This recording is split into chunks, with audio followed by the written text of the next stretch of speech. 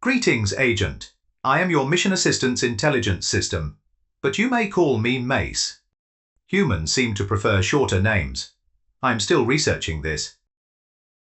My job is simple. Help you build a secure Morse code transmitter for your microbit so we can send signals to our field agent, ShadowFox. Now, the first thing I notice is this on start block. This block runs the code one time only when the microbit turns on. That is not ideal for spy communication. ShadowFox might miss the signal, and that would be extremely awkward.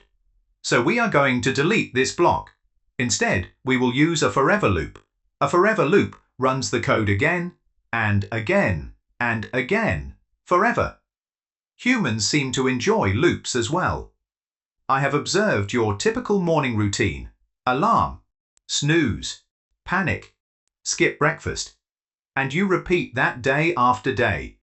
Fascinating behavior that I don't quite understand.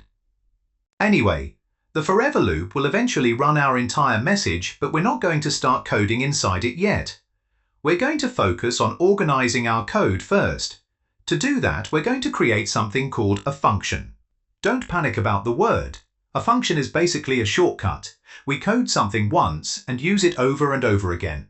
So first, I'm going to create a function called dot. Now inside this block, we build the instructions for what a dot signal should do. First, I'm going to go into the blue basic blocks and pull out a show LEDs block. This lets us control the lights on the microbit. Turn on just one light in the center so it shows a single dot. Next, go into the red music blocks and pull out a playtone block.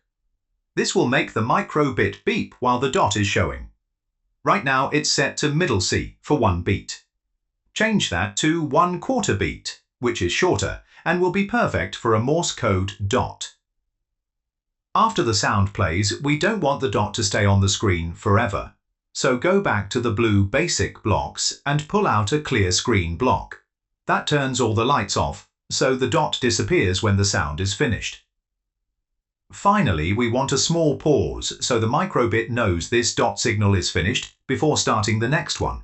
So I'll go back into the blue basic blocks and pull out a pause block. Right now it's set to 100 milliseconds, but I'm going to change it to 300 milliseconds, which gives us a short space between signals. So this whole function now describes one complete dot signal. Show the dot, play the beep, clear the light, pause briefly before the next signal. Now, here is the fascinating part. We've defined how we want a dot to function. Now this other call dot block acts like a button that we can use over and over. Whenever we use call dot, the microbit instantly runs everything inside the dot function. So every time we want a dot, we don't have to rebuild the whole thing. We just press the dot button again. Now, I need you to see if you can do the exact same thing, but this time create a dash function. It is the exact same as the dot, but with minor changes. Can you figure them out? You want to display a dash instead of a dot. And you want the tone to play for longer than the dot. See if you can code it.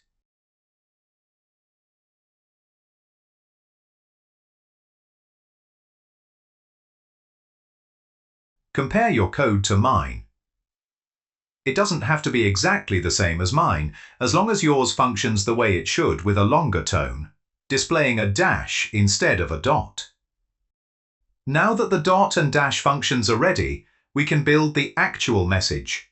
Look at the forever loop. Everything goes inside this loop, so the message repeats again and again for ShadowFox.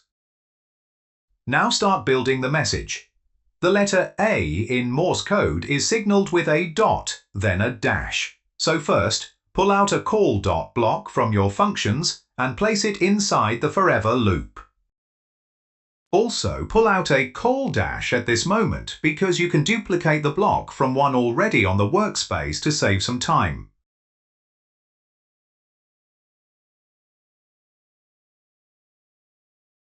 Next, pull out one call dash block and place it under the dot. That gives us dot dash.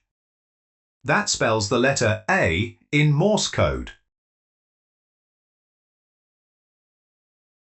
Now go into the blue basic blocks and pull out a pause block. Place it under the dash and set it to 2 seconds. That pause separates one letter from the next.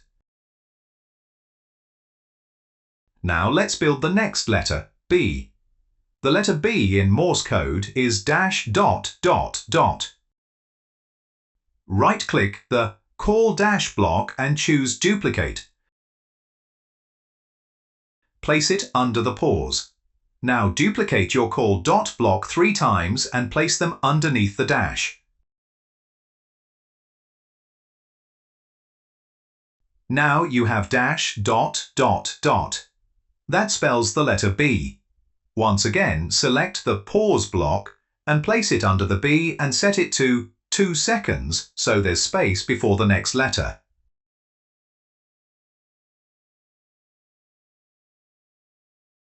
From here, continue building the rest of the message the same way.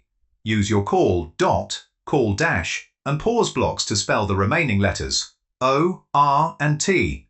Remember to add a pause after each letter so the signals stay clear. When you're finished, your microbit will keep sending the full Morse code message over and over inside the forever loop for Shadow Fox.